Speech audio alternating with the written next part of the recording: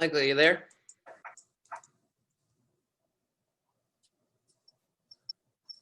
Hi, Chip. Hey, Ryan, how are you today? I'm doing well. How are you? Well, trying to figure all of this out. It's working now. It seemed my audio was not working earlier, so it should be all set up now that you can hear me. You know, it's astounding. We do Zoom, we do Teams, we were doing Skype. We've done on Adobe Connect, all these different kind of video pieces, and I don't know, any of them are working exactly perfect. Yeah, they never really seem to, especially when you want them to. Yeah, absolutely.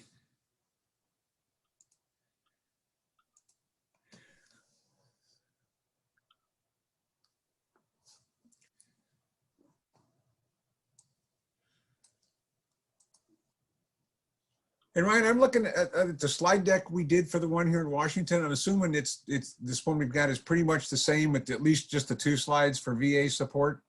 Yes, I'll have the same exact slides as the one Super. that you had before. So Oh, looking forward to it. This is yeah, we do. exciting. I'm just glad that we get to reach more people. You know, I sure hope so. I know I put the word out to our folks in Ohio to get into it. I see you're starting to get attendees bounce in.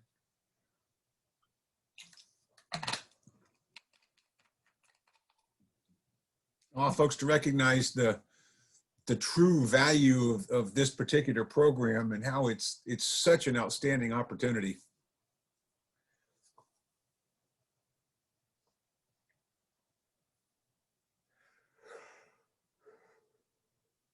Kevin, I've granted you permission, so you should be able to talk and turn on your camera if you wanted to, but you do not have to.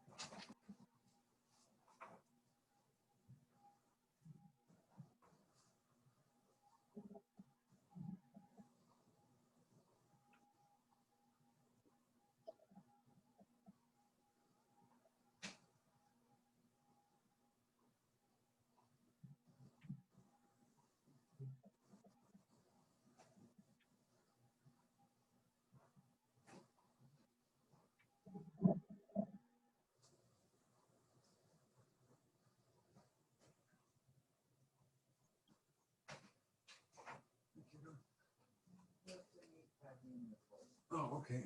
I cleaned it hot all up for you this morning.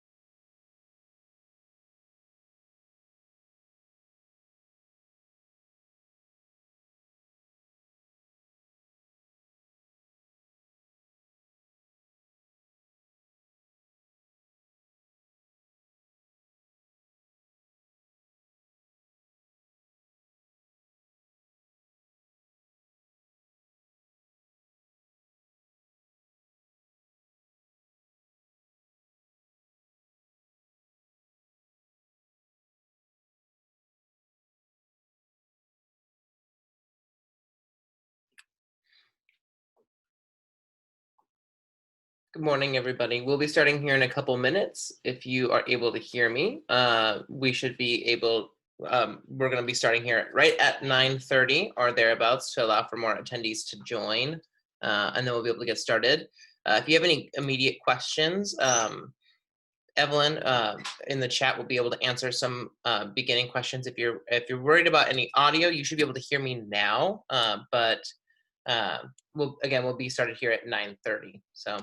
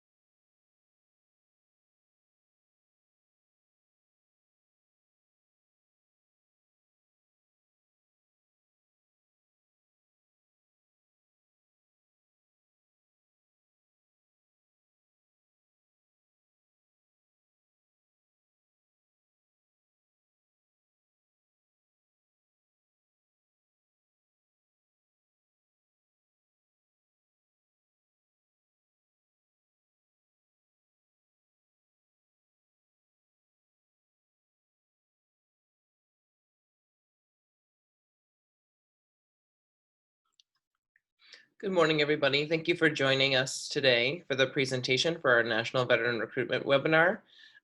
We'll give participants a couple more minutes to begin joining, and we'll be starting very shortly.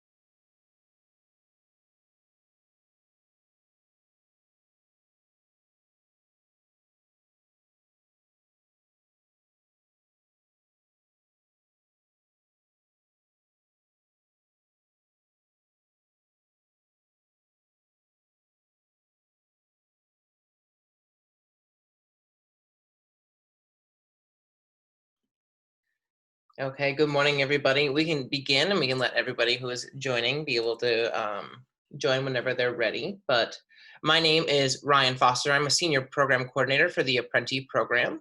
Thank you for joining us. With me today are a couple of my colleagues. Evelyn, she will be in the chat today to be able to answer any questions throughout the presentation that you might have. Also note that we will have designated time at the end. We'll have plenty of time for any questions that might be uh, better suited to be talked through. But Evelyn will be able to call those out as she notices them throughout the chat, and then we'll be able to kind of address those as we close out the presentation today.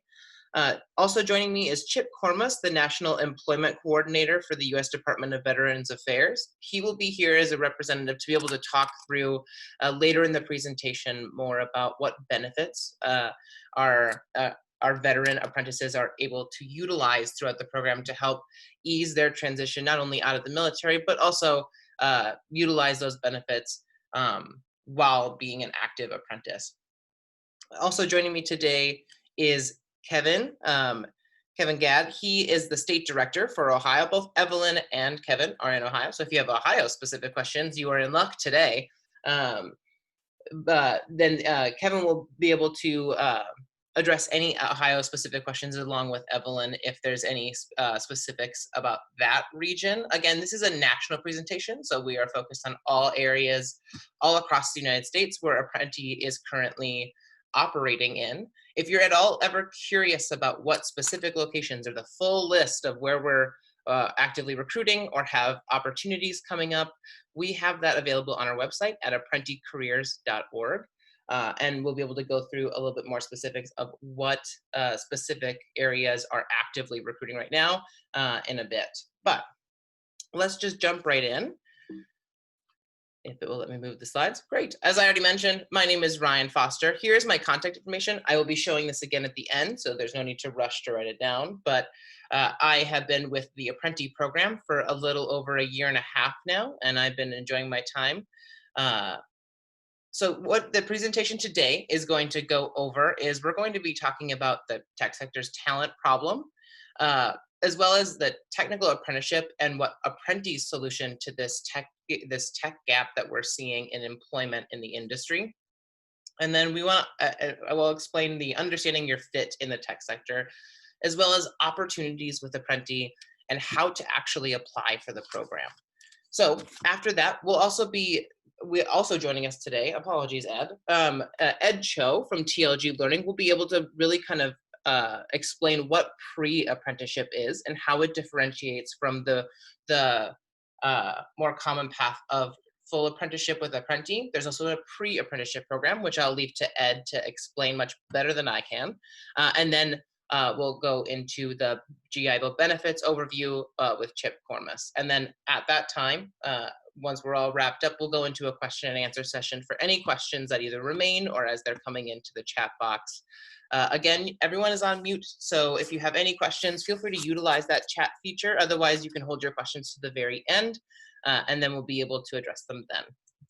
Right. Okay. So the IT industry characteristics and challenges. The IT sector expects a great deal of self-direction and problem solving out of everyone who's in the sector. That includes apprentices who are in our program.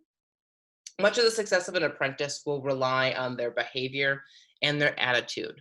So what we're looking for coming into this program are three large triangles, as you see on the corner here. They're large, I call them large buckets of what we find to be the most successful traits in a candidate for our program.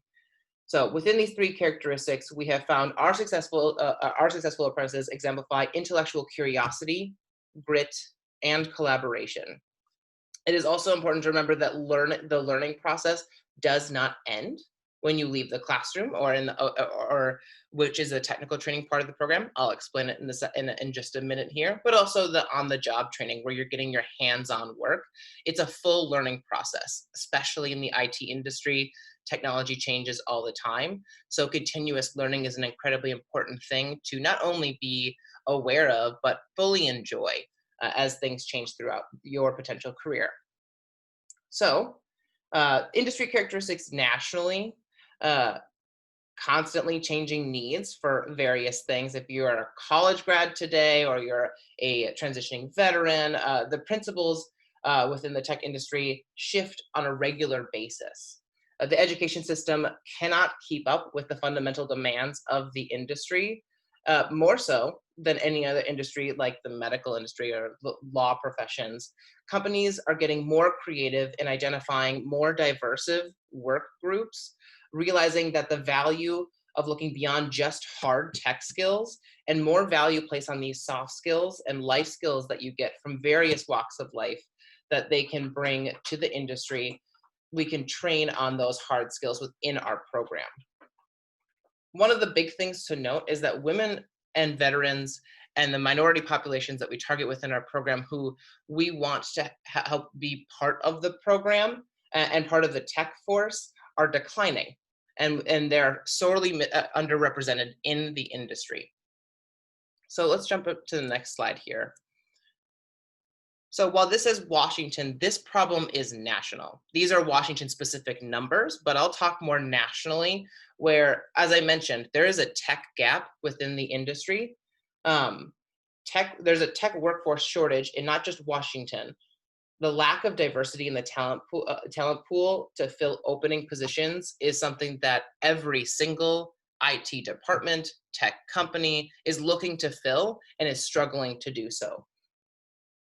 As you see here, over 8,000 skilled job openings existed not even just 2 years ago, and that number continues to increase. As I mentioned earlier, the normal channels of a 4-year degree or a STEM degree are not meeting the needs for the recruitment channels that they normally pursue in order to get great talent for their various fields. Apprenti will train and place 600 apprentices. This was what, 3 years ago?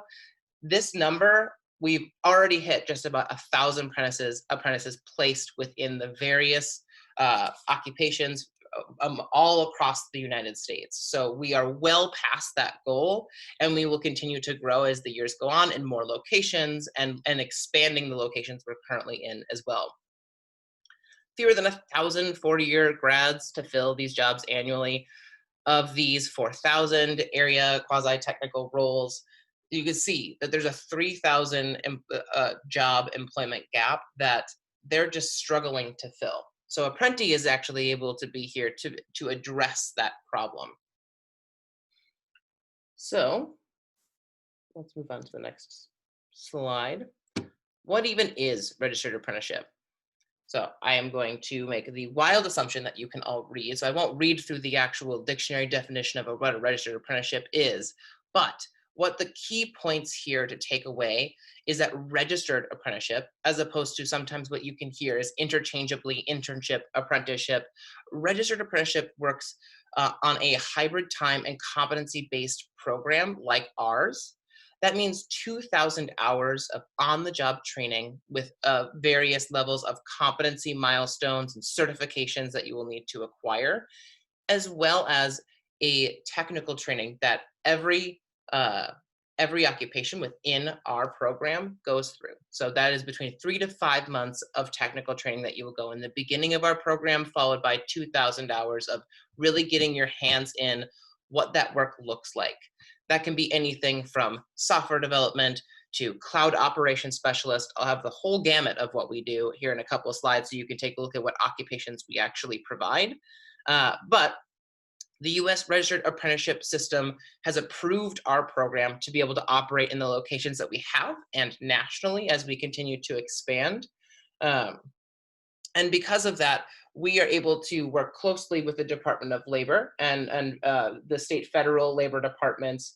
And because of that, we are very closely monitored and must meet certain criteria. As an apprentice, you will learn a tech occupation through this combination of classroom instruction and mentored work experience. As a registered apprentice, your apprenticeship curriculum and work will have already been approved by the U.S. Registered Apprenticeship System, which entails a high standard of training quality and legal requirements that our program must adhere to. So Why Apprenti?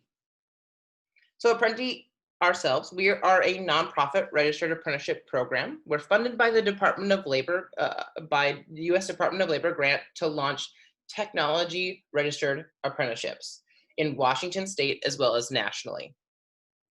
We created to provide a new pathway for individuals to obtain technology careers with a focus in filling the diversity gap in the tech sector by placing underrepresented groups. These underrepresented groups that we want to place in the tech sector are veterans, as well as women and minorities. In these tech roles, we want to be able to place them obviously by the registered apprenticeship pathway.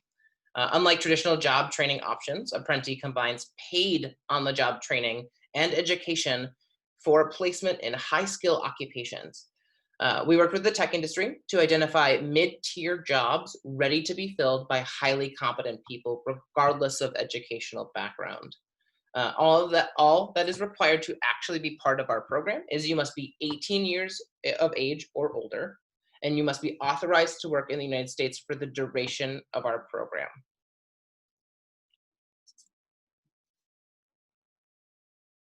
So these are the current occupations we have. One thing I do want to note is that depending on your current location, we some may be more popular than others. For instance, I currently am located in the Seattle area, where we operate with Amazon and Microsoft as our primary employer partners that we work with for our apprenticeships. And by far, the largest occupation that we have is software developer. That being said, in other locations, we have a much more common, like IT business analyst or cloud operations specialist. 1 and 2 are hugely popular in the Virginia area. So it's good to know, as you are looking at various locations, you're welcome to reach out to us. Myself, my contact information is going to be available here at the end. It was available earlier as well. But if you are at all curious about what occupations are more common in certain areas, I would encourage you to also do your own research as well. This is something that isn't exclusive to Apprenti and what occupations are most popular. Software development is a huge hub in the Seattle area. But again, if you are brand new to this, if this is something that you are kind of interested in and wanting to pursue, or if you are a representative who wants to be able to encourage others to join this program, one thing that I would highly encourage is that any applicant coming into our program should really have taken the time to get a good understanding of what it means to be a software developer. It doesn't have to be at a specific company, but the job occupation itself, the whole program idea is that you don't need to have come in with industry experience in order to be successful in our program. As mentioned earlier, the soft skills are one of the most important traits of successful apprentices, and that does not include any technical skills. So understanding what the role itself and what you will be learning throughout your year to and up to year and 5 months of time as an apprentice, you're going to be doing a lot of these specific roles. So when you register for our program, which I will mention here in just a moment and how to do that, you will be able to select what occupations you're most interested in. And it's much better to come in with a clear idea of, I would really like to do this part of IT work, or I would really want to be a software developer. It will make you a much stronger candidate. And it would also allow us to best match you with an apprenticeship at an employer partner of ours that is going to be the best suited fit for you and the employer to work well together. Okay. How do you even get in? Okay, so this is the big question. There, this is gonna take a little bit. The animations of this slide take forever. So, but here is the process. I will walk you through every step of this process here. But the very first thing that you will want to do if you want to be considered for our program as an applicant, you must register yourself. So if you go to apprenticareers.org, there will be a big old link that you'll be able to register yourself into our program. And this is creating a login, a password, etc.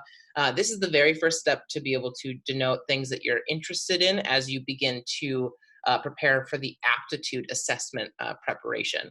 So we have our very own assessment that you would take in order to be eligible in our program. And this is one of our first steps in order to identify candidates who will be a strong match for our program. The assessment itself is divided into three primary categories. Those three primary categories are math and critical thinking and soft skills. So what math is, I don't want it to sound daunting. Really, it is high school math. It's basic algebra. It's really it's the baseline that we've identified in order for somebody to be able to do this job in the IT world. And so, making sure that you have brushed up on those. Just note that if you do register for our program and you begin registering for the assessment, you'll have access to a couple of links that we've found really helpful in preparation for all of these categories in lieu of, I believe, soft skills, because those are hard. They're more difficult to have just a video to kind of show you how to have soft skills, right? Those are things that you learn throughout your various experiences in life, but and then critical thinking as well. But so you would then take the assessment at this point.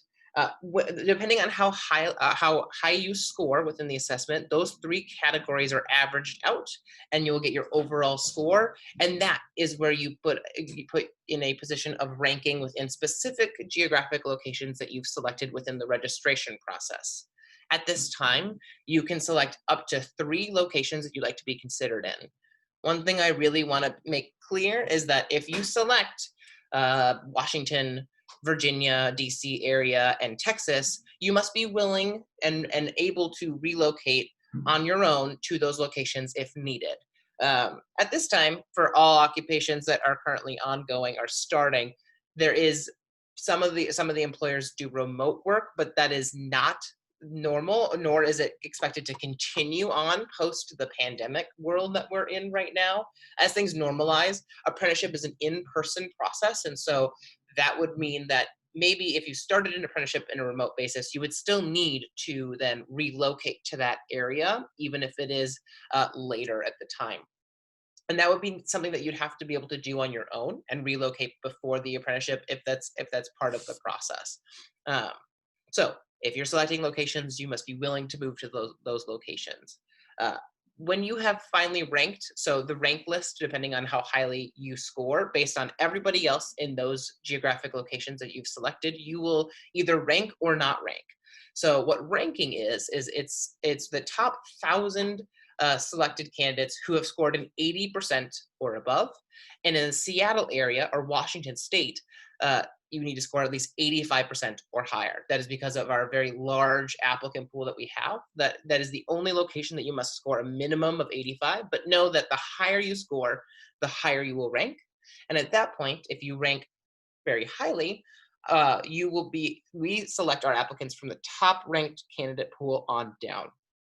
So of course, if you are number 742, that may mean that it takes a lot longer for you to be reached out to than somebody who is number 54.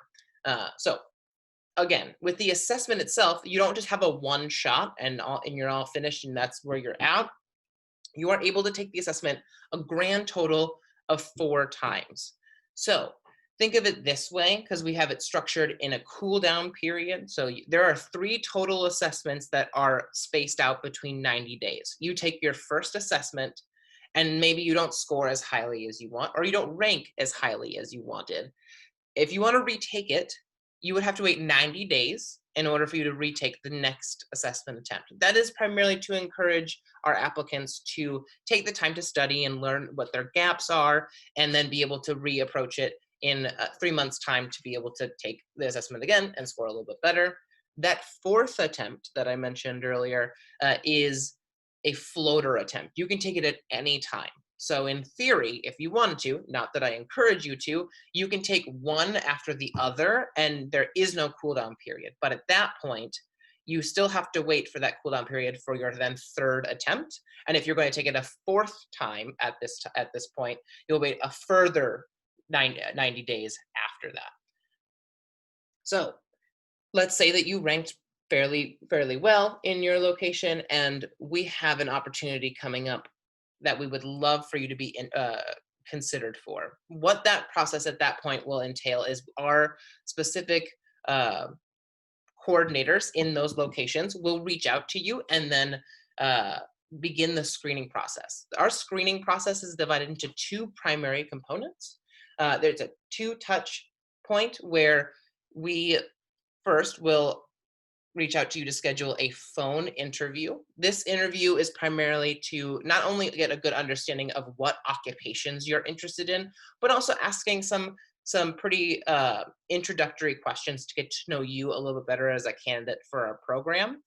Then if we pass you through the first round of screening, the second round will be the interviewing process with a staff member in person. Normally, in non-normal times, such as today, we will also do video conference interviews, uh, and with both of those, really, it's a much more in-depth a question and answer session where we're interviewing you based on not just aptitude for our program and whether or not you'd be a good fit for our program at large, but really if you'd make a good apprentice for our program.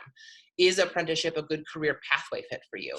As well as looking at what the occupation or employer that we're screening for, we would then be looking at characteristics of their employment and looking at what their company culture would look like and if you'd be a good fit. At that point, we select our 2-to-1 ratio of openings of apprenticeships to actual candidate pools that we send forward. So for instance, if they have 20 potential apprenticeship openings for this employer partner as a software developer, then we would send 40 candidates to the employer interview. And then they would be able to select their final selections of our vetted candidates to who they would like to move forward. If you are accepted at the staff interview stage this is before the employer interview, after staff interview, you are then a vetted candidate for our program regardless. So if you then don't, for whatever reason, get selected at an employer interview, what happens is you're not immediately booted out of the Apprenti program. What it means is that you may not have just been a good fit for that program. We'd be able to keep you in consideration for other opportunities as they arise, keeping in mind that we've fully screened you, so you would not need to go through the whole screening process again. But at the same time, we'll have a much better understanding of whether or not this is a good fit, or do we want to try again at this company? Do we want to try again with a different company? And as opportunities arise, the coordinator team or the state representative will reach out to you and let you know, hey, we have another opportunity that we think you'd be a good fit for. Is that something that you're interested in? We would be able to do this a grand total of 3 times. You'd be able to have 3 attempts before we would then really look at, okay, what do we need to improve? Is apprenticeship still something that you would like to continue to do? That kind of thing. So we'd be able to approach it from there. Then let's say that the employer interview goes really well. Then you get to start your apprenticeship. So what the apprenticeship is going to look like is, as I mentioned earlier, you'll go into in the very beginning, you'll go into a technical training program. And so technical training, we partner with third-party technical training providers to be able to facilitate the learning that you will need to have, which is the foundational understanding of those technical competencies within the given role that you'll be working in. So for software development, which is one of the longest technical training, which is up to 5 months time that you will be in a technical training environment, it's a classroom training, and you'll be learning the ins and outs of software development. And the benefit of Apprenti is that when you're in these technical training environments, they're tailored to not just getting you the best fundamental education as quickly as possible, but also we work very closely with the employers that you would then be moving forward into post technical training, to be able to really focus in on the aspects of their employment or their teams that they're going to want you to have a good understanding of. For instance, at Amazon, our software developers in their technical training have a very heavy emphasis on Java. That is what Amazon really works heavily on, and they also touch upon the AWS cloud infrastructure for cloud operations specialists. So we tailor these technical trainings to ensure that you're getting the best education you can as quickly as possible to put you into these roles where, as I mentioned earlier, the learning doesn't stop once you are in the actual on-the-job training, post-technical training. On-the-job training will then be 2,000 hours of hands-on work. You'll be placed with a mentor that will be available to you at least 70%, 75% of your time. Really what that looks like is it's somebody who is available to answer your questions as you're learning and you're given relevant projects within your job. So you'll have that space of learning throughout those 2,000 hours, which is 1 calendar year, or a general 1 work year amount of time, to be able to on-ramp yourself to a level of proficiency where moving into this mid-level role is completely smooth, and you transition right in to, ideally, once you complete the program, you would then be able to be offered a letter of or an offer of employment, and then be able to transition right into a full-time software developer at Amazon, or a IT business analyst at Wayfair, whatever that may be. So keep in mind, though, one thing I do want to note is that the Apprenti program can't necessarily guarantee employment at the very end of our program, but the whole idea is that not only you are investing your time as a candidate into our program, but the employer is also investing a lot of time into your training and to your onboarding as well. So there's clear checks and communication points where we understand where you're at, and you will understand exactly where you're at. So it will never be a surprise that you don't go all the way through the program and you're like, wow, why didn't I move into a job offer? But if you're doing well and you're meeting the expectations and competency requirements of the apprenticeship set by the employer and Apprenti, there's no reason you wouldn't be just directly converted into a role at the very end. So let's quickly talk about, and Kevin, please feel free to jump in at this as well, but here are just some brief points here of locations that we are actively recruiting for and looking for applicants, and we'll be starting here early 2021 in Q1 for some opportunities that ideally will be happening within the early Q1 time to late Q1. And screening processes can begin anywhere from this time later this year, if not early Q1. So something to keep in mind. A very common question that I get a lot is, where do I apply first? Of course, I wouldn't rely solely on this list, but this is a helpful kind of, here's some upcoming locations or some upcoming places to keep in mind as you apply for the program. This list will constantly change, shift around, and add more locations as we get into what is normally the planning time of our year. So this is where we're looking forward to next year's cohort. So as we plan further out into the year, we'll have more and more opportunities. And of course, it's a various amount of time that it may take for you to actually be selected depending on your rank. So there's a lot of factors that go into that. But Kevin, do you have anything to add for the Ohio opportunities?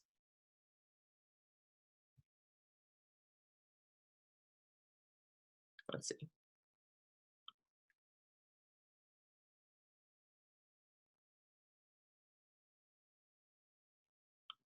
Maybe we can circle back. Oh, you can't unmute. Okay, hold on. There you go. It won't let you. We'll address that later. Okay.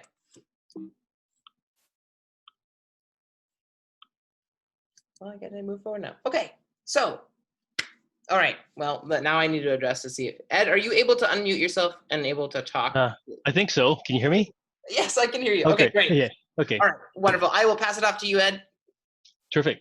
Actually, before I get started, are there any questions you guys have for Ryan before I get launched into the pre-apprenticeship?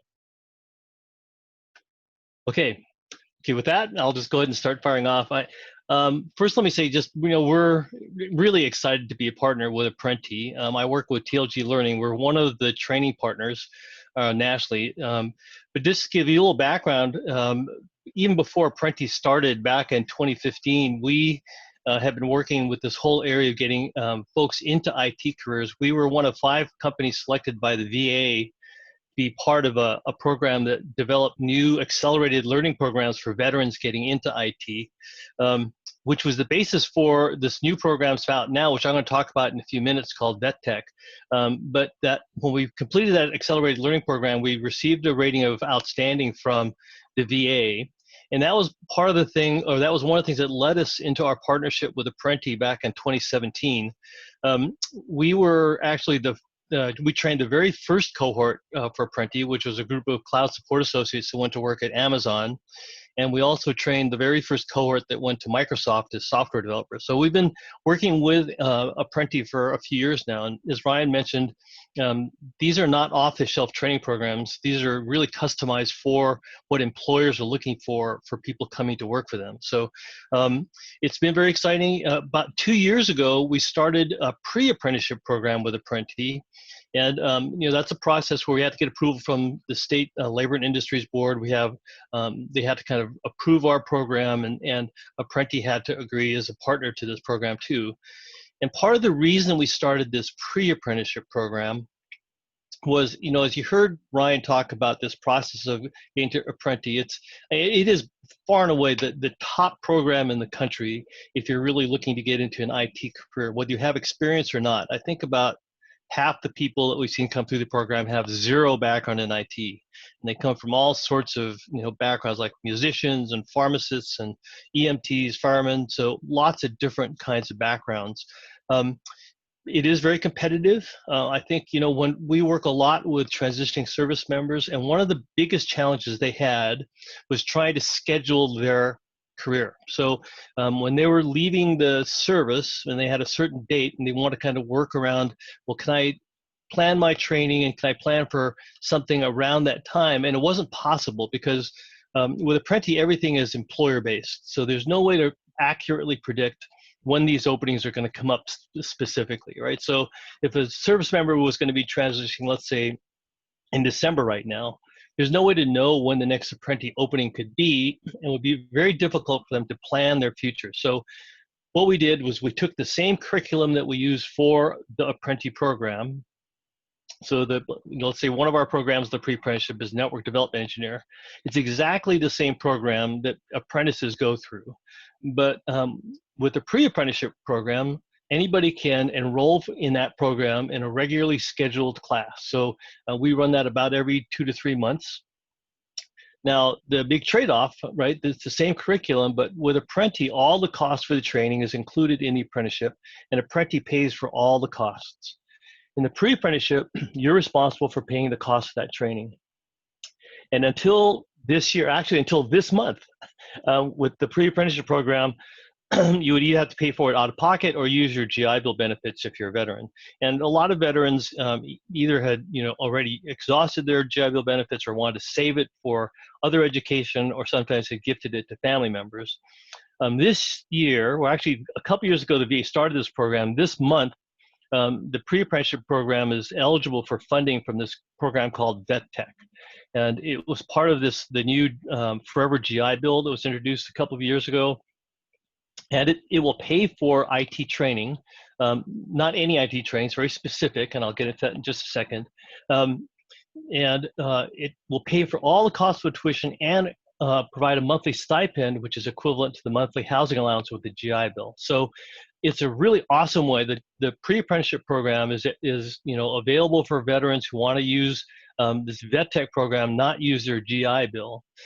And one of the other things with the pre-apprenticeship versus the apprenticeship program that's important is that when you do the Apprenti program, you have a job offer in hand for the on-the-job portion. So you already know where you're going to be going.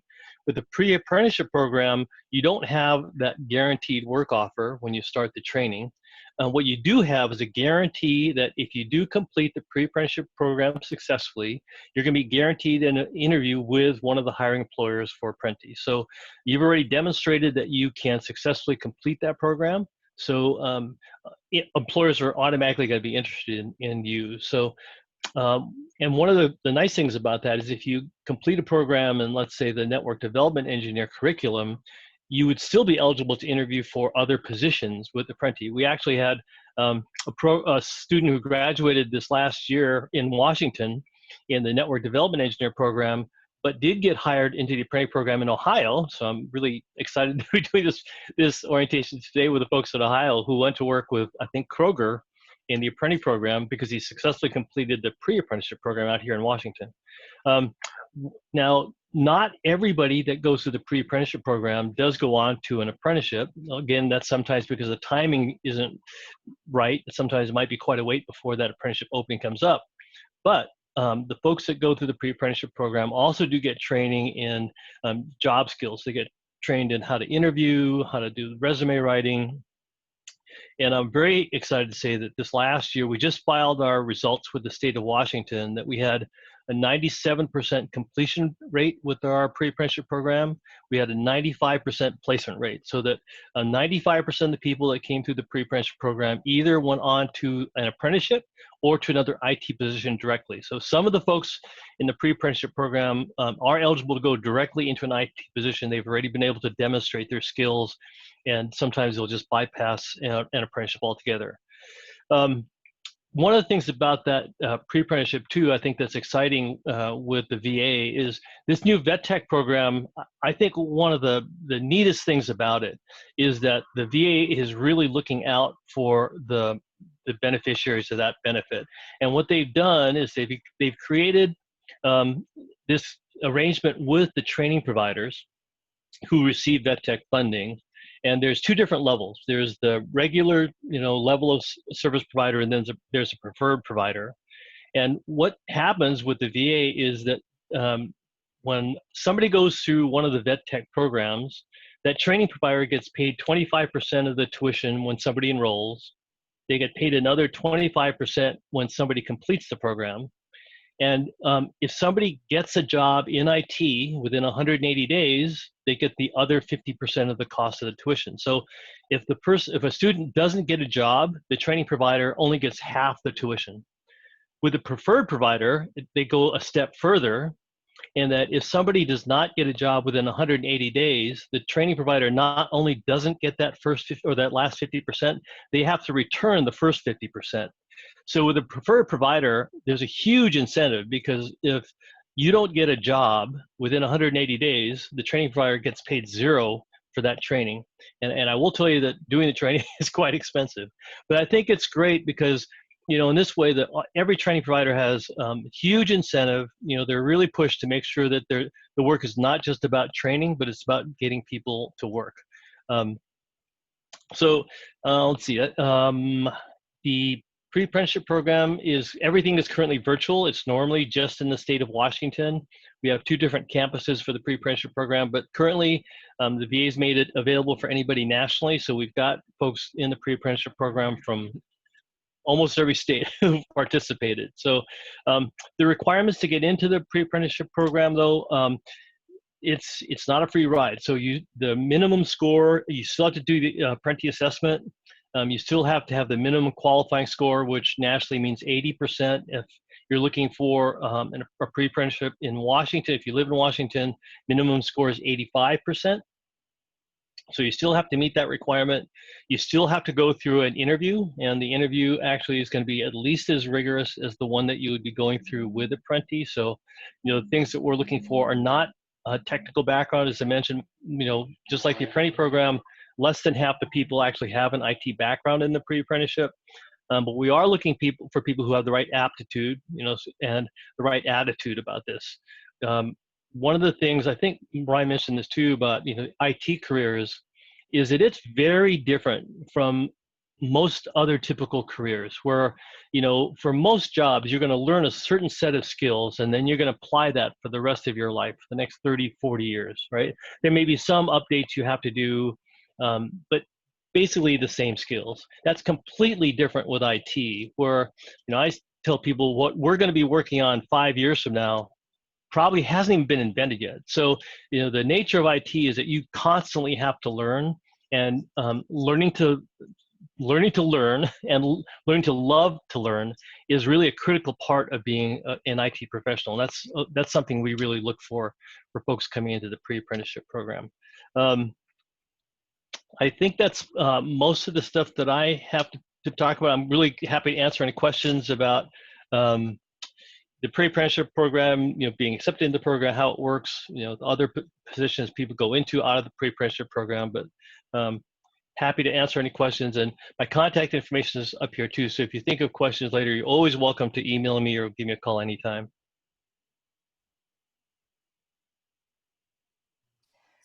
We do have one question about pre-apprenticeship that's come up a couple times. If Sure. you could address about cost. Sure.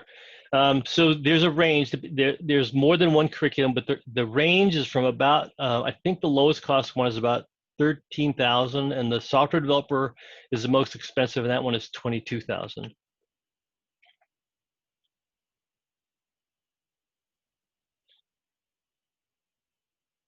And those, for the folks who are here who are veterans, those programs are eligible for GI Bill funding, for voc rehab. If you're you still have to voc rehab. You still have to work with your counselor to make sure that it's appropriate. But then also for this vet tech program, and it's a preferred program with vet tech.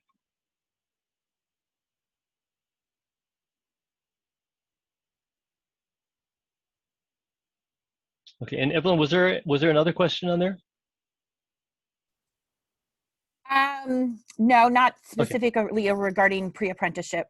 Okay, terrific. Great. Thank you so much, Ed. Thanks, Ryan. Yeah. And now we can pass it off to Chip. Super, thanks, Ryan.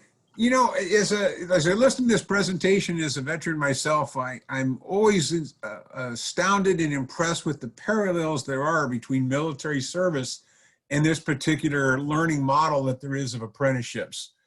I've been involved in veterans recruitment in the employment sector for better than 20 years, and in my own personal opinion, there's no better program for skill gaining than there is a registered apprenticeship program, and how it aligns with military service. So let me just talk for a minute about what that's like. We've talked a lot here about pre-apprenticeship training, and so let me equate that to the military experience. The U.S. military is an apprenticeship-based program. It includes pre-apprenticeship training. You could consider that to be high school or college ROTC programs, even Eagle Scouts that receive advanced placement in the armed services because of their leadership training and experience. You may also equate this pre-apprenticeship training to your basic training boot camp, officer basic or training schools, even West Point or Annapolis, where you're gaining the fundamentals of military service. Here with TLG Learning and the Apprentice pre-apprenticeship training, you're gaining that fundamental skills base for the IT industry, just as those other programs did for military service. Then think about, you've got that fundamental skill set, now you're going into the job itself, where you have OJT training and classroom training for 2,000 hours, about a year's worth of time, in order to gain that hands-on skill set with a craftsman and a journeyman or a skilled individual in the IT industry that takes you through that process. There's additional training that you get as you move through this program that equates the same thing with military additional training or professional training, such as non-commissioned officer school, or we would call it war college. In some cases, that equates very similar to what you're getting into this apprenticeship-based program. So the learning model that they're using is very similar to that of the military experience, and veterans fit exceptionally well into it. One of the advantages of veterans in this program is you're able to tie into your VA educational entitlements. And you'll see on the screen that we've got it divided into two different programs, the post 9/11 or the GI Bill, sometimes called Chapter 33, that's the legislative act that governs it, and the Veteran Readiness and Employment Program, which is Chapter 31, used to be called Vocational Rehabilitation and Employment. So let me talk for a minute about the differences in the two different programs. Under the post 9/11, every veteran that comes out of service that is discharged after 9/11 of 2000 is entitled to 36 months of education entitlement.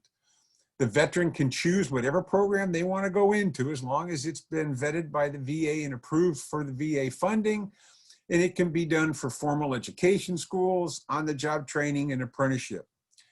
In the Veterans Readiness and Employment Program, our program is about individuals that, because of their service-connected disabilities or the impact of military service, are looking to retrain into a new occupational field.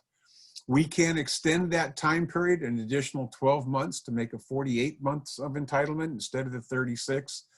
A veteran is assigned to a case manager or a counselor who works with them to determine an appropriate path for them. We use the term suitability and that's one that does not have a negative impact on their service-connected disabilities. It can be used for the same type of training as the post 9/11 for OJT, schools, or apprenticeship-based training. But our goal is not to complete the training. Our goal is for a veteran to gain employment. So we're an employment-based program and have worked very successfully with Apprenti in placing veterans into suitable employment. Brian, if you'd flip over to the next slide, please. In here, the way that our two different programs can support individuals going through apprenticeship programs is through a combination of services. The post 9/11 bill will pay a stipend, and you've heard us talk about stipend allowances. That's paid at an E5 with dependent rate, the basic housing allowance for the zip code of the training entity. Here in Washington State, that's our Seattle-based Apprenti office. In Ohio would be the offices in Columbus or other local areas. For the post 9/11 GI Bill, what they do is they start off at paying a full allowance rate, and every 6 months that you're in an OJT and on-the-job training or an apprenticeship program, it's reduced 20%. The assumption there is that your value as your skills increase, become more valuable employer's going to give you additional money at a 6-month basis. Now that's an assumption that's made because this program covers all apprenticeship programs, non-specific in the wage salaries to any of those. So that's the generic way that the post 9/11 bill addresses the stipend payments. The Veteran Readiness and Employment Program is a little bit different because you're working on an individual basis with a counselor to determine an appropriate pathway towards suitable employment. We work with you to determine the specific program to get into. So ours is a little bit more focused on that individual program rather than a generic stipend amount. What we'll do is if you're entitled to the post 9/11 rate, we will pay at that same rate, the E5 with dependence rates, the basic allowance rate for the zip code of this training entity. But we also take a look at what's the gap between the apprentice and the the journeyman or the fully employed individual at full skill sets. And we look at that gap between the two. So we will pay up to the full amount or the gap, whichever is less. So if you're close to that finalizing of the program, it may not be the full allowance, but it would bring you up to the full level of a journeyman or somebody that's fully employed into that position. So we address a little bit of a gap. We do not adjust it at 6 months. We adjust it upon progression within the program itself based upon the wages the employer is giving you with that. So we look at our stipend payments are closely to that of the GI Bill, but we take a look at the individual employment of the organization. And one benefit that you have or an option available is if you are entitled to the Veterans Readiness Employment Program, is you're working directly with a local counselor to help you be successful. So any issues that may come up that we're able to provide additional support for, we can address those to the individual so you can be successful in this particular program. So that's how the VA can support individuals in apprenticeship programs. It's one of the, I think, the best kept secrets that are out there. And again, it's a program that's exceptionally well proven. As you heard the statistics Ed talk about for his organization, they are absolutely on point with what you're seeing on a national level. In the last 3 years, apprenticeship programs across the country have had a 94% successful employment rate. The average wages of all apprenticeship programs have been about $70,000. Bottom line is somebody moves into an apprenticeship program, they gain skills, they get a career, and they stay in that career for a very, very long time. So that's what our VA can do. And if you have any questions, we'll be more than happy to address those once we get to the end of the presentation. Great, thank you, Chip. And we're at the end of the presentation, so. We're all set for questions. If anyone has any questions. By the way, Ryan, Eugene had a very interesting question that came up in the chat. He asked, what is grit? And Evelyn answered some of that, and I'm going to answer it, if I could, just in a military term. Grit is stick-to-itiveness. That's what I've heard Ryan say before, and I think it was very true. But in the military world, I would define grit as mission accomplishment. You're given a task, you know the task to accomplish it, and you take whatever steps is necessary. Overcome any barriers, stick to it, hang into that process until you can sit down and declare mission accomplished. That's what grit is. And that's what Apprenti looks for, are individuals that have that stick-to-itness to get into a program, to get into a task, to tackle a challenge and stick with it until you've accomplished it. Well said, Chip. I wholeheartedly agree. If anyone has any questions for myself, Chip, or Ed, we'll be on for the next 8 or so minutes. I can stay on a little bit later if needed. Otherwise, Evelyn, is there any questions that are outstanding that you think? I think she had a couple for me. I only answer a couple. Somebody asked if it's SkillBridge approved for the pre-apprenticeship program. We're actually right in the middle of getting our approval from the DoD. We're in the last step, so hopefully I'll be able to tell you yes very shortly. It's currently pending. For the folks that aren't active duty, though, as long as you have your CO's approval, which is at an 04 level or above, to attend training, you can attend training. Now, the difference between the pre-apprenticeship program and a CSP program, and again, this only pertains to Washington. I'm not sure how this might pertain to other bases, but in Washington, it is treated like a CSP program, but there is one major difference, is that for CSP approval, you only have to be available for training 4 days a week. Currently, the pre-apprenticeship program is 5 days a week, so that you would have to be available for 5 days a week. So sometimes it is a little bit more difficult to get approval. Now, 2021, we're altering the curriculum a little bit so that it will be a 4 day a week program, so that we are applying to be a CSP as well for the pre-apprenticeship program. So hopefully that answers the question. Sorry, it's not a better answer. And as far as whether it's fully funded from VetTech, yes, it is. So VetTech pays for all the costs of the program, plus provides the housing allowance. So there's absolutely zero out of pocket for anybody that's using the VetTech program. Great. Evelyn, was there any other outstanding questions that haven't been answered yet? Sure. So we have a few questions. One question that just came up was regarding contracts being required, or if non-competes are required to sign. So that, I would say that's more on a case-by-case basis, considering that you will simultaneously get an employer offer letter as an offer of employment during your apprenticeship, and then you'll also get an offer letter from Apprenti. Apprenti will not make you sign a non-compete, but that is up to the individual employers for, how they decide going through apprenticeship. Though your contract is part of your contract with Apprenti, there are stipulations that you are required to complete the program, and there are penalties for not doing so. Obviously, there are, if you're let go for reasons out of your control, it's a case-by-case basis. But I'm sorry, Evelyn, what was the other half of the question? So there's contracts. Was there anything else? Contract and non-compete. And non-compete. I don't believe that there's any non-compete. Correct me if I'm wrong, but I do not think that is actually part of any contract that I have seen personally. Okay, gotcha. Wayne, thank you for clarifying. It is expected that if you were to accept the program, you are expected to complete the program. You are not necessarily locked into having to complete the program. You have an exit. You're allowed to leave the program if you want to, but there are penalties.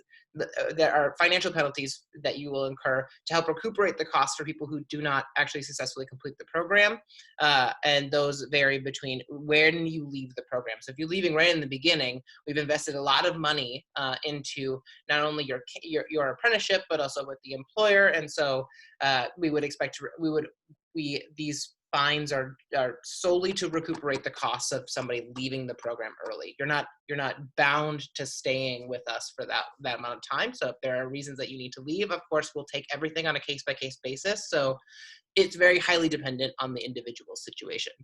Does that make sense, Wayne?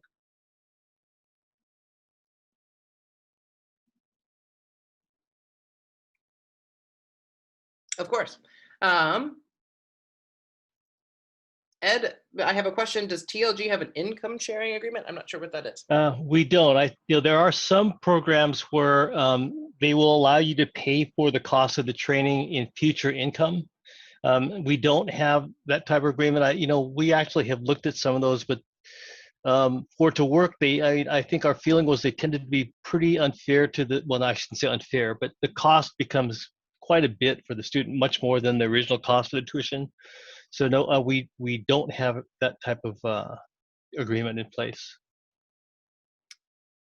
And just as kind of a point of differentiation, through the non-pre-apprenticeship pathway, it is completely free to every applicant coming into the program. So if you're accepted into the program, it is at no cost to you. Of course, that there is a possibility that while you'll get like a stipend through technical training, you will have a full salary during on-the-job training. So not only is it free to apprentices, but during on-the-job training, you'll get your full salary and benefits from the employer. As I mentioned just a minute ago or so, is you'll get a offer of employment that will differ very slightly, maybe if at all, from a normal employee. That includes you will be expected to have health benefits and all of the regular benefits of an employee at that individual company. Those obviously vary from company to company, but any other questions, Evelyn, or that I can see?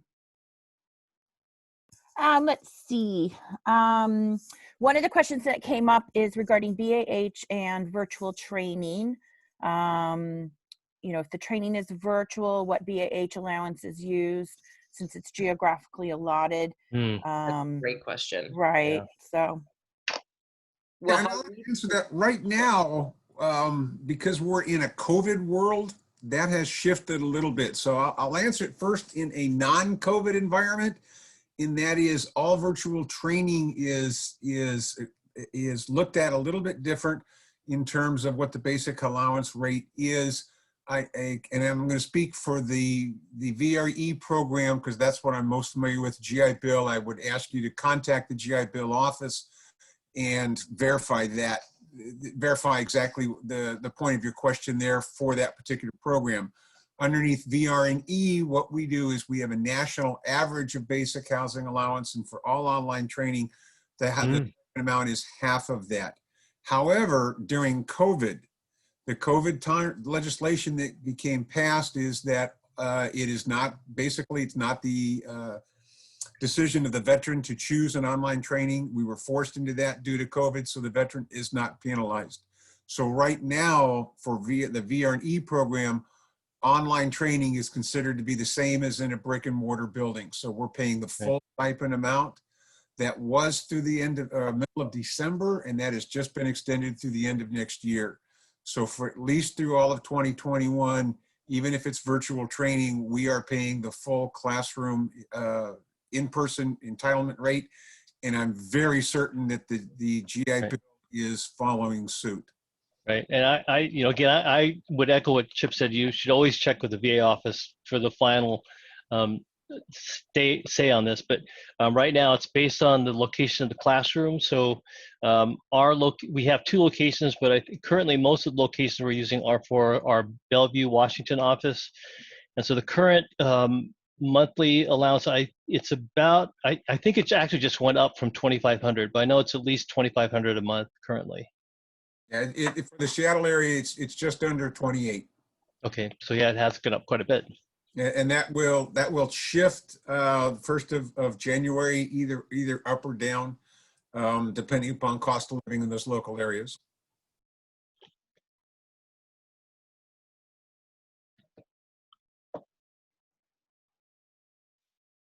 Yeah, the other point that I'd like to add on when you're looking at your VA funding is we talked about the entitlement of 36 months of education entitlement upon exit from the military, and how the VR&E program can put an additional 12 on that. I do want to add that no matter which program an individual is using, you're taking out of the same pot of entitlement. So it's not 36 months of GI Bill and then an additional 48 months of VR&E. We draw out of the same entitlement that there is of education. It's just 2 different laws or 2 different programs that allow a veteran to use that.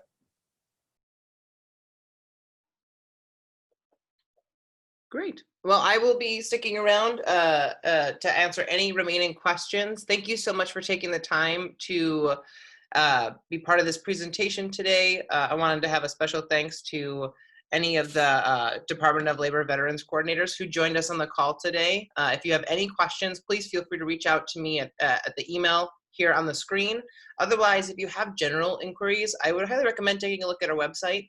We have a frequently asked questions section that answers quite a lot of very commonly asked questions, but we also have a link there that you can submit a question after you've kind of perused the website and taken a look at things, and it will go directly to our staff. And so we will make sure to answer those as quickly as possible. But again, thank you everybody for joining me today. And I'll stick around for the next couple minutes as we let everybody kind of sign off or ask any last minute questions.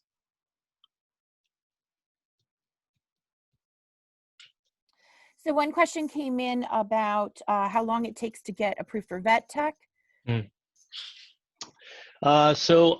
It does vary. I would say that we just started a cohort last week. Some of the folks, I think, applied about 3 weeks ago, and they started getting their certificates of eligibility within about 3 weeks. I wouldn't guarantee that it'll always be that way, because I know during the summer when they had run out of funds and were waiting for new funds to come, it could take a lot longer than that. But currently, it looks like about 3 weeks.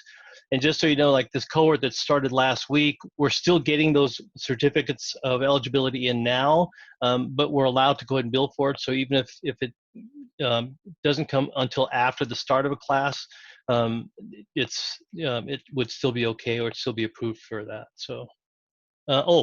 If it's going to be running out of funds, well, I wish I could tell you for sure. What happened with vet tech was it started last year, and almost nobody signed up for it. Very, very, very few people signed up for it last year. And then, so they had $15 million that went on, or like 13 million went unused out of their budget of 15 million. So that got carried over into 2020. So they had 15 million plus the 13 million that carried over from last year.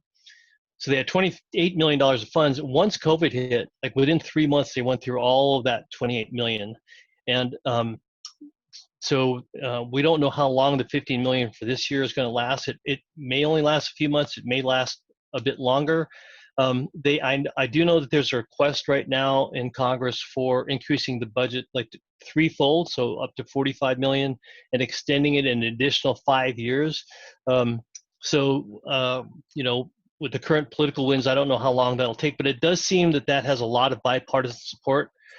So we have yet to see. I would say just keep checking the VA site for news about this. But I would say at least right now, it looks like they're going to at least last for a few months. Into 2021. I don't know how long, and I wish I had a crystal ball. I don't know what to tell you on that one.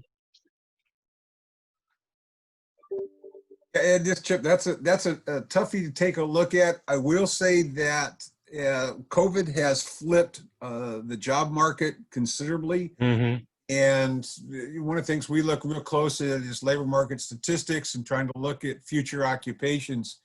And I can say unquestionably, the information technology industry has exploded as a result of COVID. Every statistic I have seen is showing substantial growth in the need for people in the IT industry across regional lines.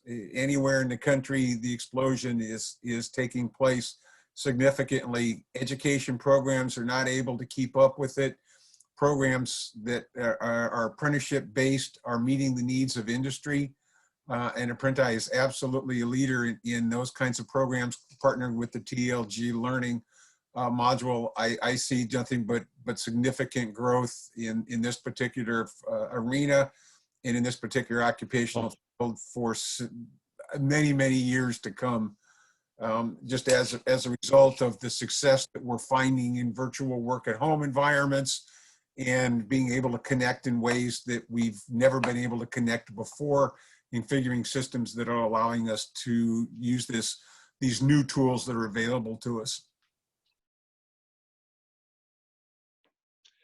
Yeah, and to that point too, I might mention that we're actually currently working on a couple of grants in addition to other, like from Department of Labor, to ask for some additional funding. So there might be some more opportunities to have the training paid for, even with the pre-apprenticeship program. some employers like Amazon are really stepping up in a big way to expand offerings. So I think there's going to be a lot more coming up. I would just make sure to keep checking sites like the VA, keeping up with Apprenti, because they'll always have news about new opportunities that are coming up. I think Chip's right. There's a lot of interest in this right now from the political world. So I think they're looking to find new ways to help fund some of these programs. So there will only be more opportunities, not fewer, coming up. Speaking of opportunities, I wanted to chime in and say we are actively interviewing candidates now and go forward early November for Central Ohio. What other opportunities are coming up? We've had questions about Texas and Delaware, Seattle, many other spaces. Ryan, could you address that? Yeah, of course. So I can talk into specifics about a few of them. Obviously, if you want to take a look at the locations that we are operating in currently, those are all available on our website. But as for areas that we're actively looking for applicants, Arizona, I believe I saw a question about that. The opportunity for that, we may be screening a couple more applicants here in the near future for a PayPal opportunity. Then we are looking at New Jersey with a potential cohort happening early 2021 with Princeton, but that's still in the works. We haven't started screening for that process yet. There are, of course, tons of potential opportunities as we're in our planning stages with Amazon in the Seattle area. Various occupations there, mostly focusing in software development and cloud operations specialist.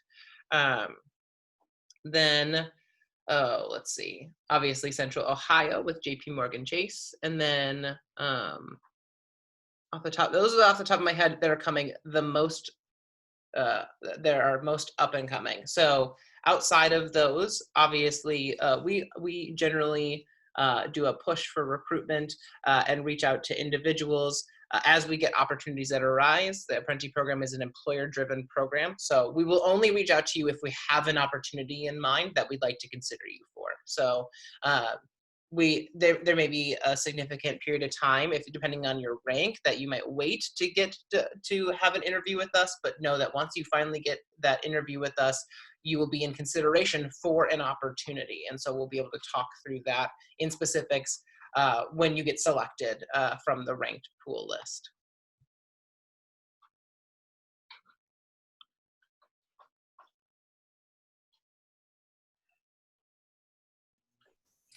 One of the questions that's come in is regarding scores and ranking. Ryan, could you share a little bit about how that process works? Yeah, of course. So when you take the assessment, there are the three components of the assessment that I mentioned earlier in the presentation. Those get averaged together for your total score. That total score can change depending on how many assessment attempts you take, obviously. For if you hire, you can never go lower by retaking the assessment. But that score will dictate where you sit in the rank depending on the geography. So you're only competing against people who are also who have also selected a specific geography to be considered for. So for instance, if you want to be considered in Seattle and Ohio and Dallas, Texas, those three selected, you'll have your score listed in each of those, and you may have a different rank for each of those geographies because there's a different number of people in those pools, and there may be different scoring differentials. So depending on, maybe in Seattle, you're ranked 972, but in DC, you're ranked 27. I don't know. I'm making that up, but just know that they're specific to the geography, but you'll have the same score spread across the up to 3 geographies that you select that you'd be willing to be considered for. Again, if you get selected, if you select 3 geographies and you only really want one, or you're only going to be able to move to one, or you only want to be considered for one, I highly recommend just selecting that, because if you get selected for an opportunity for somewhere else, that is the only location you'll be currently considered for. So be really mindful of what locations you want to select and what you'd be willing to relocate to. Go ahead. I'm sorry. Right, I was just going to add that the rank score only goes to the top 1,000 scores, so that may not be as important for some states, but like in Washington, you might have more than the qualifying score of 85. So you might have an 87 or an 88, but that probably would not be high enough to get a rank score because you probably would not be in the top 1,000. Absolutely. Thank you for that clarification, Ed. Sure. Yes, we cap the scores out at the top 1,000. So it really depends on how inundated with applicants we are in specific locations. Seattle by far is our most saturated market. So we have a ton of people who apply for that location. So to be a competitive score in that market, you're going to need to score much higher than you would in a different geography that has a much less saturated market. Great. Any other questions? I think we're going to wrap up here in the next couple minutes, but if there's any last minute questions, happy to answer those briefly. So one of the questions was about improving scores.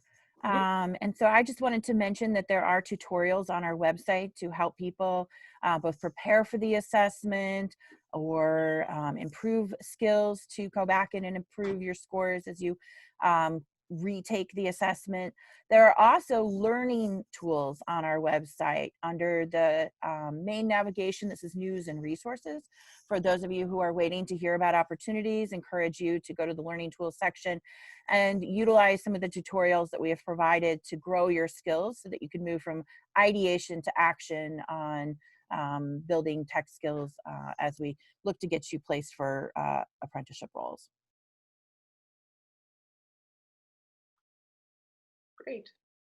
All right. Well, thank you so much, everybody. Thanks again for joining us today. That will be all for today. We will be distributing the recorded presentation today later, either today or by the end of this week to all of the participants who have joined us today. If you have any additional questions, please feel free to reach out to myself. My email is listed on this slide here if you'd like to quickly jot that down. Otherwise, please, I encourage you to visit and take a look at and register for our program at apprenticareers.org, and you can begin the process there. That'll be your step one. Thanks again, everyone. Have a great day.